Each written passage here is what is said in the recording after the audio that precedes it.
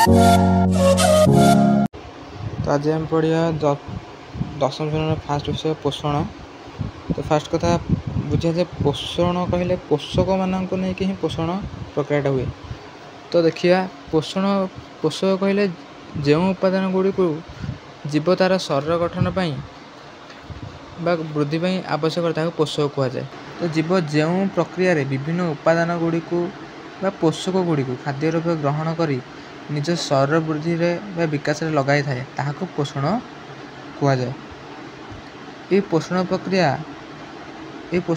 रे जीव जटिल खाद्य को सरल परिणत करता है एवं सरलीकृत होता खाद्य शरीर विभिन्न अंग प्रत्यंग में पहुँचे। पोषण प्रक्रिया को मध्य चयापचय प्रक्रिया कहुए। ये जो चयापचय प्रक्रियाटी उभय चय और अपचय प्रक्रियार समाहार रे गठित। एठारे चय होउछि एक गठनात्मक प्रक्रिया जो शरीर गठन निमंते उपादान तैयारी होगा बुझाଉଛି।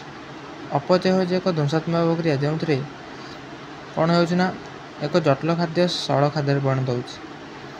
तो फास्ट कथा बुझे चयापचय कौन आम देखले चय और अपचय। फास्ट बुझे अपचय कौन। अपचय कहले जिते बड़े कौन जटिल खाद्य कौन हम भांग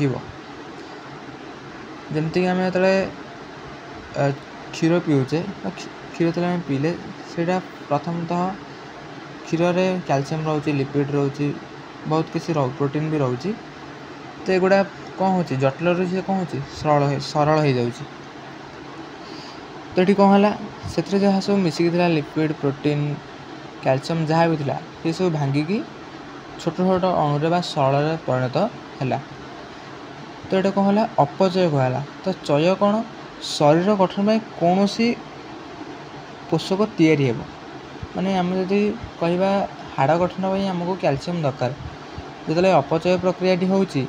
अपचय प्रक्रिया कौन है क्षीर जो तार अपचय घटला से कैल्शियम तैयारी जोटा कि कैल्शियम तैयारी जोटा तैयारी प्रक्रिया कौन है चय है जहाँकि शरीर बा हाड़ गठन पर लगिला।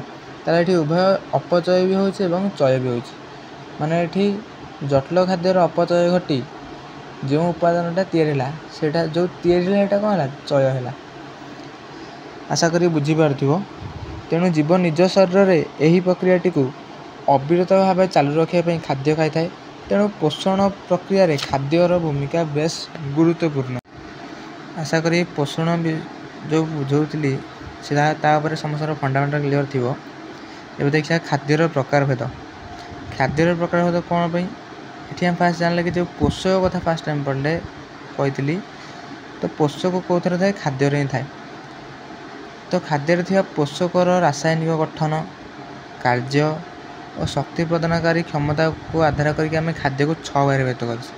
तो रासायनिक गठन कौन खाद्य जो पोषक पदार्थ रोचे से कि प्रकार मौलिक बा जैविक नहीं गठित होती कार्य से आम शरीर कौ कम लगुच।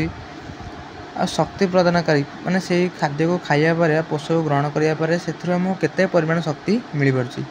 यही तीनटा जिनस को आधार करके आम खाद्य को 6 भाग व्यक्त कर। गोटे श्वेतसार तापर पुष्टिसार स्नेहसार धातुसार विटामिन जल। श्वेतसार कौन देखा शर्करा और मंड आम खाऊा खाद्यर प्रधान शस्त्र। आम जिते प्रकार श्वेतसार जातीय खाद्य खाऊे से शर्करा और मंड हूँ सब प्रधान। तो आलू रुटी ए प्रचुर परिमाण में मंड थाए। चीनी गुड़ आदि सुक्रोज और फलस पनिपर ग्लुकोज थाए। आ श्वेतसार आमको बहुत सहज शक्ति मिलता है। कोशी शोषण बेले कौन हुए ना ग्लुकोज जारण घटे और से अंगारकाम्ल जल सृष्टि हो सहित आमको शक्ति मिले। तो ये आम देखुचे जिते प्रकार सार आम पढ़ा सब गोटे जिन कमन रहा कि क्यों प्रकार खाद्य ताहा अवस्थित रोचे तार काम कौन आ कि अलग तार किसी पॉइंट रही। तो ये देखिए पुष्टिसार को। तो पुष्टिसार कहले माछ मांस अंडार धला अंश छेना और क्षीर डाली जातीय शस्य अधिक परिमाण पुष्टिसार थाए। तो यार काम कौन यह आम शरीर वृद्धि नूतन कोष और तंतु गठन में पुष्टिसार भूमिका बेस गुरुत्वपूर्ण। एमिनो अम्लर श्रृंखला द्वारा प्रोटीन गठित होती। तो प्रोटीन बा पुष्टिसार यह कौन होची ना एमिनो अम्ल एक प्रकार जौगिक एगुड़ी कौन हो एका सागे मिसिकी पुष्टिसार गठन करछन जेतेबेले परिपाक क्रिया होची पुष्टिसार भांगिकी एमिनो अम्ल परिणत जोटा कि पुष्टिसारटा होची कोन जटिल अवस्था एमिनो अम्ल होची तार सरल अवस्था जो आम परिपाक क्रिया हेले पुष्टिसार कौन हुए ना ताहा सरल हुए एथरे तो कौन ना पुष्टिसार भांगिकी एमिनो अम्ल परिणत हम तापर कोष निकट में पहुँचब। एबे देखिया स्नेहसार माछ क्षीर छेना लहुणी अंडार हलदिया अंश स्नेहसार रही है। तो स्नेहसार काम कौन यह कोष झिल्ली तैयारी रे प्रमुख भूमिका ग्रहण करता है।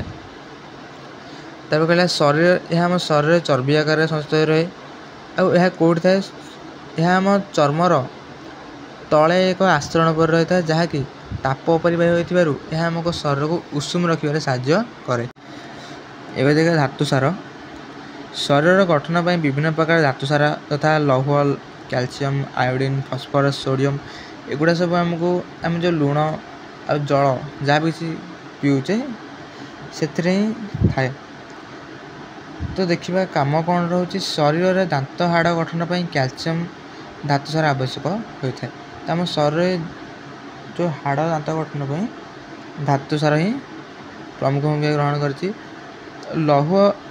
लौह रक्त कणिकार बा लोहित रक्त कणिकार हिमोग्लोबिन गठन पर लौह आवश्यक होता है। यह छड़ा शरीर में आयन संतुलन रक्षा करिबारे धातुसार प्रमुख भूमिका रही। एबे देखिए विटामिन कोष रे विभिन्न प्रकार रासायनिक प्रक्रिया एंजाइम साहाय्य होता है। तो ये जो समस्त प्रक्रियाटा होची विटामिन उपस्थित ही होता है। तो विटामिन अभाव शरीर में विभिन्न प्रकार रोग हुए। विटामिन द्रवणीयता को आधार कर विटामिन को दी होती है जलीय द्रवणीयता माने जदि विटामिन टी जल द्रवणीय होता है जल द्रवणीय विटामिन जदि द्रवणीय हो पारु नथिबो ताले जल अद्रवणीय विटामिन। तो जल द्रवणीय विटामिन गुड़िक शाग पनीपरिया फल रही बेले जल में अद्रवणीय विटामिन गुड़िक चर्बी बा तेलरू मिले। तापर देखिए जल